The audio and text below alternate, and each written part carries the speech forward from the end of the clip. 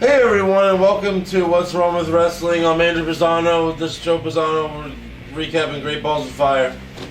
So, so unfortunately for Andrew, this really kind gentleman that was sitting in front of us thought it was really badass that we were on TV during the pre-show. He thought it was funny what we did. So he just kept buying him all kinds of drinks. Good old Uncle Andrew has been very funny, but he's a little tired now. And he's just gonna, if he wakes up and wants to add something, he'll just throw it in there. He'll just add something. So let's see. The first match was the pre-show match between Neville and Akira. Yeah. Tozawa. Tozawa. No. And Tozawa. Ura. Is that better? Yeah. And nothing happened in this match. Couple little spots. Yeah. Were kind of good, but nothing happened. No Ura interference. I still don't know how Neville won. Bobby Lashley didn't come out. Oh, I'm sorry. Apollo Crews didn't come out. And did we ever find out how Neville won? Ahmed Johnson didn't show up. I thought he was coming back. Neville, yes. Neville hit him with the nut shot on the ropes. Oh, was that? He kicked the ropes with Akira. That's it. And he rolled off and then basically just pinned him. It was horrible. A lot of bad finishes tonight. A lot of bad finishes. So then the pay-per-view kicks off. First match, I guessed it wrong. It wasn't in Zone Cast.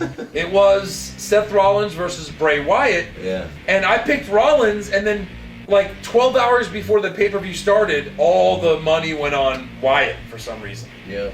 And so some decent moves. They're good wrestlers, but what happens? Eye poke of doom.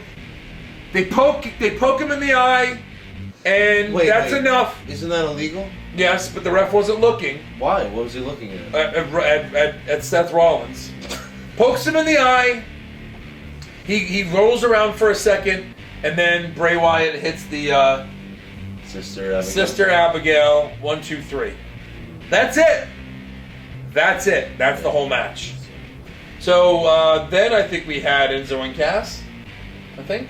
What was the next match? I think so. And again, totally predictable match. Enzo cut a 30-minute promo. 30-minute promo. It was longer than the Iron Man match. Here's the funny thing about this promo. It actually wasn't a bad promo. No. It was from the heart. It just went too long. It went too long. He just kept saying the same stuff, and it went too long. It was very heartfelt. And then I did like when he did the soft chant. Yeah. Thank you. I liked when he did the soft chant by himself. That's the first time he's done the soft chant. Right. Soft. Yeah. That's good. And it was very heartfelt, and it made you believe, like, wait a minute, his dream is still alive. He's going to have a great fight with Cass and maybe win. And then it's a squash match. He got murdered. It's a squash match. The nice spot where Cass had him over his head and threw him to the ground was nice. That was good. But really, at the end of the day, it was a 5-minute and 30-second squash match. I give you the time because it was an over-under of will it last 3 minutes? And it did by 2 minutes over, but it really didn't seem like it was a 3-minute match. No. Like, if you take away waiting for Enzo to get back in the ring on a count of 10 and a half, yeah. It was 10 and a half. It was 9. Oh, my God. He did not make 10. it. Yeah. But he's there, so we're going to let it go. No. A lot of bad ref stuff. It really was bad wrestling overall, which we'll get to some of those. And Cass just got, like, generic rock music for his intro. Like. Yeah. It was, not great. The next match, I believe, was the 30-minute Iron Man match. Yeah. So the tag match, again, match starts. You like to see new things. Yeah. The match starts with a bro kick for a pin.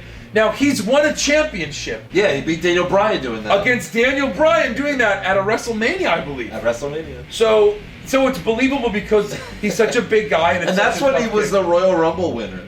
And then he opened WrestleMania and had a 5-second match. 5-second match.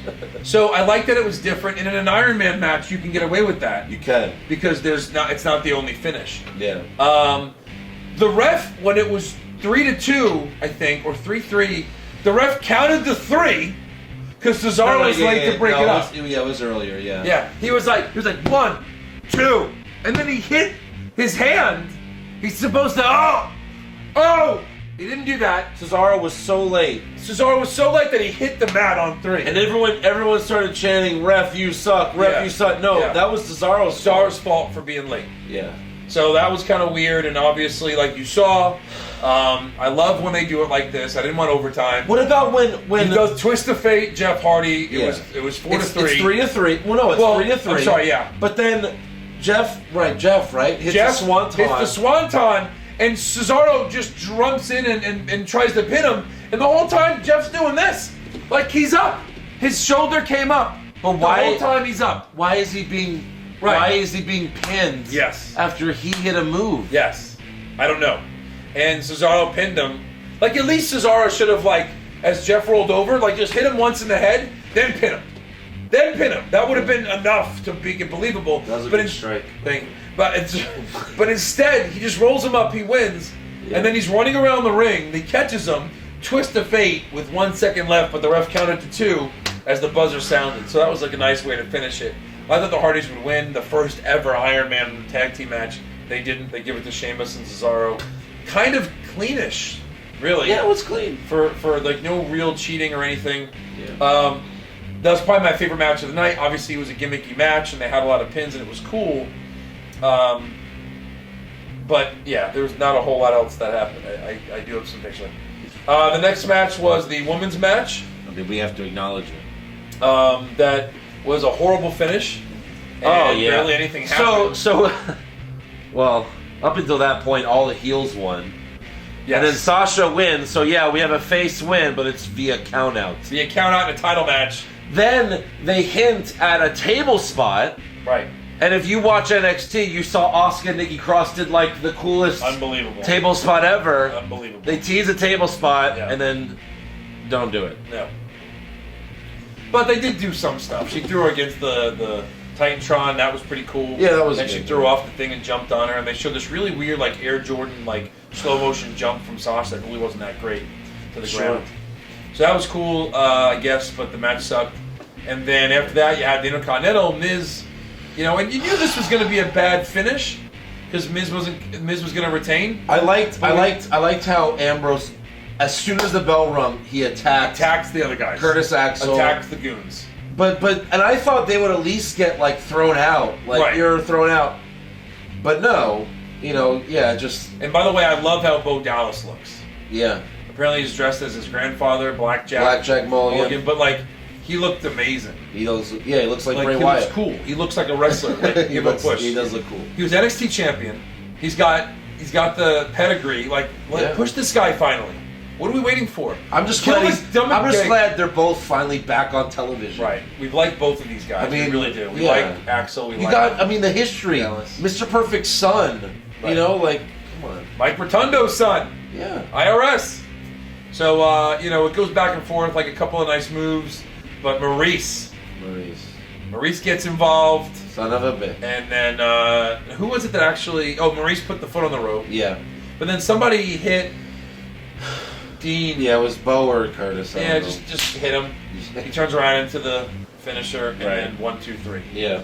After that, we had Strowman Reigns. Lot to talk about here, but really to sum up.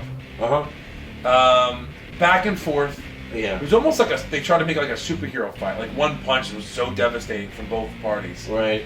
They worked their way back towards the ambulance. It was already getting late at this point, so we're like, it can't be too long of a match. Yeah. He throws Braun through the Titantron. It breaks. Yep. The crowd breaks into like a holy shit moment, and we're chanting. I didn't think it was. When Braun put Roman in like a, what do they call that? Like a power slam. He should have ran into it. That would have been great. Yeah. I mean, why not?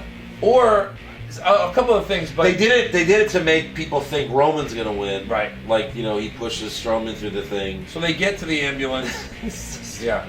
And then I said he's gonna spear him into the ambulance, and then he goes for a spear and he misses. Like as if we miss each other in like playing in the pool or something, and go flying into the ambulance, and Braun just shuts the doors. The whole point of an ambulance match is that the guy's so beat up that he has to go to the hospital. Right. But no, Roman just dove. So Roman comes right out of the ambulance. Comes right out! Beats up Strowman.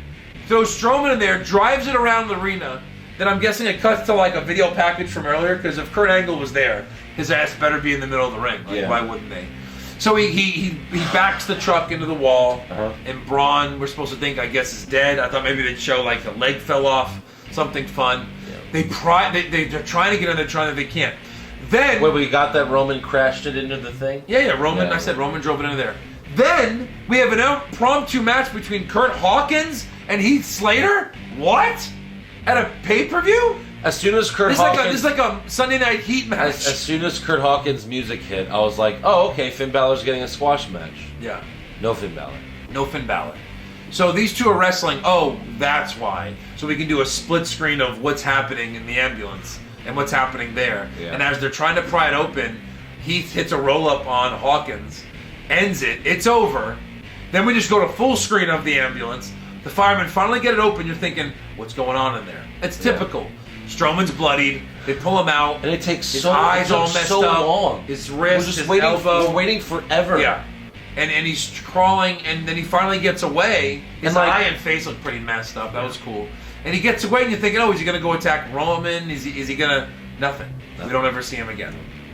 You know, these two are just going to be... They're going to go until someone dies. That's what's going to happen.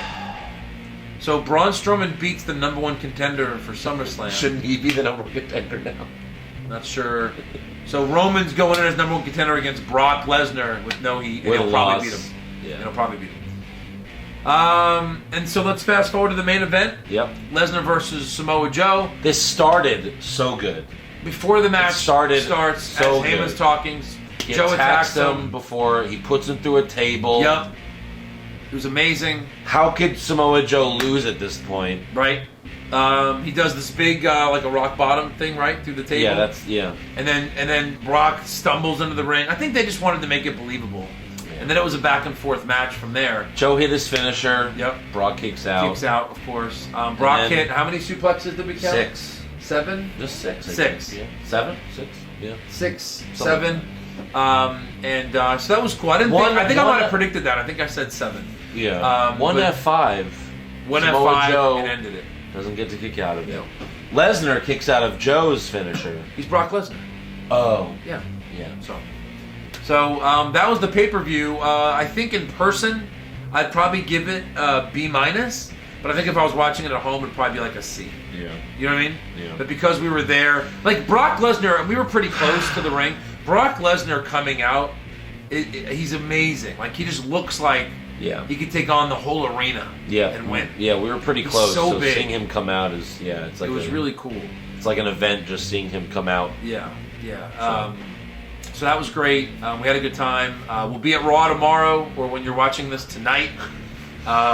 So look if any of you are at Raw, please don't buy me 4 beers and a margarita. It was a nice gesture. It was. But why 4 beers and a margarita? I was still like $72. I was still on the first one, and he was bringing the third one. Yes.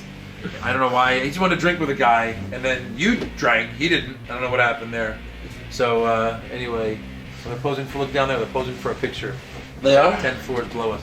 So here. This was the hotel recap because we're in Dallas, and we'll see you at Raw tomorrow.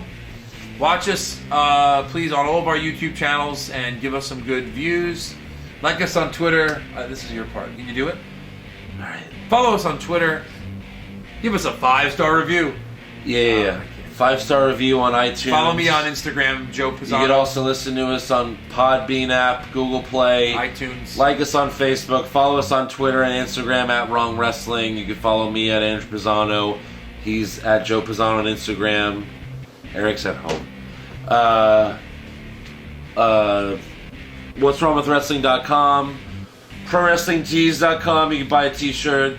Patreon.com/What's Wrong with Wrestling. Roman, no.